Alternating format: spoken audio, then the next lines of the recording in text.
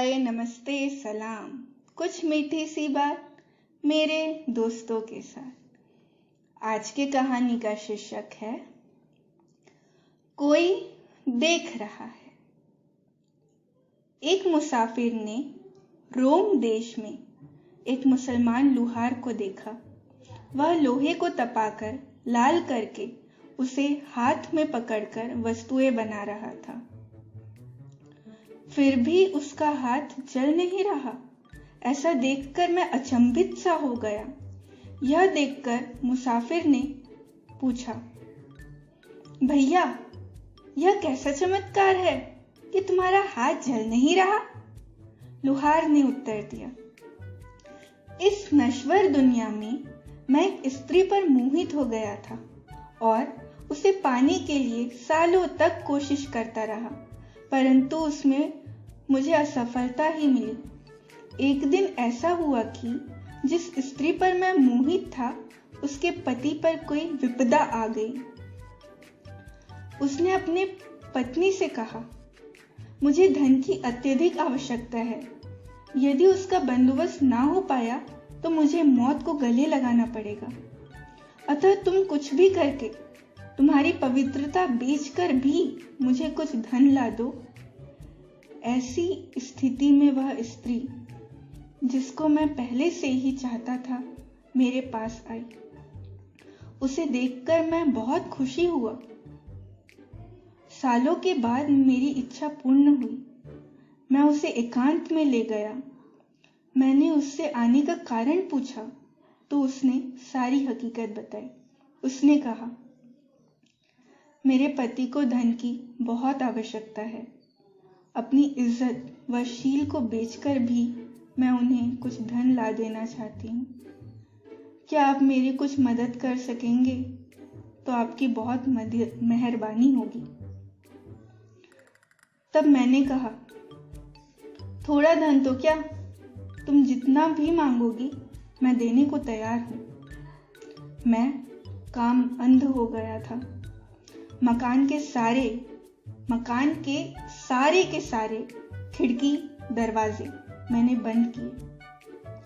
कहीं से थोड़ा भी दिखाई दे ऐसी जगह भी बंद कर दी ताकि हमें कोई देख न ले। फिर मैं उसके पास गया। उसने कहा, रुको, आपने सारे खिड़की दरवाजे, छेद व सुराख बंद किए हैं जिससे हमें कोई देख न सके। लेकिन मुझे विश्वास है कि कोई अब भी हमें देख रहा है। मैंने पूछा, कौन? अब कौन देख रहा है? स्त्री ने उत्तर दिया, ईश्वर।